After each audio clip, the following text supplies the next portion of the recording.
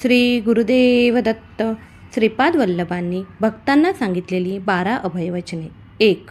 माझ्या चरित्राचे पारायण होत असलेल्या प्रत्येक स्थळी मी सूक्ष्म रूपाने असतो.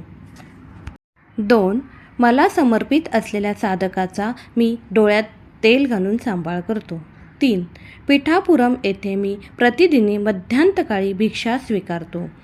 माझे येणे दैव रहस्य आहे. 4. सतत माझे ध्यान करणाऱ्यांचे कर्म ते कितीही जन्माजन्मांतरीचे असले तरी मी ते भस्म करून टाकतो. 5. अन्नासाठी तळमळणाऱ्यांना अन्न दिल्यास मी अन्नदात्यास नक्कीच प्रसन्न होतो. 6. मी श्रीपाद वल्लभ आहे. माझ्या भक्ताच्या घरी महालक्ष्मी तिच्या संपूर्ण कलेने प्रकाशित असते. 7. तुमचे अंतःकरण शुद्ध असेल तर माझा कटाक्ष सदैव तुमच्यावर असतो. 8. तुम्ही ज्या देवताच्या स्वरूपाची आराधना कराल त्या सद्गुरूची उपासना कराल ती मलाच प्राप्त होईल. 9. तुम्ही केलेली प्रार्थना मला पोचते.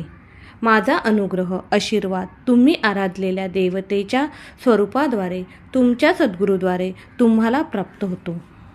10.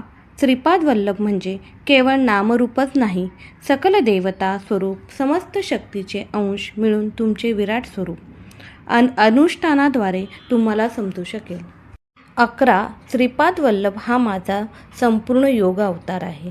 जे महायोगी महासिद्ध पुरुष माझे नित्य ध्यान करतात ते माझे अंशच आहेत. 12. तुम्ही माझी आराधना केली तर मी तुम्हाला धर्ममार्गाचा कर्ममार्गाचा बोध करतो.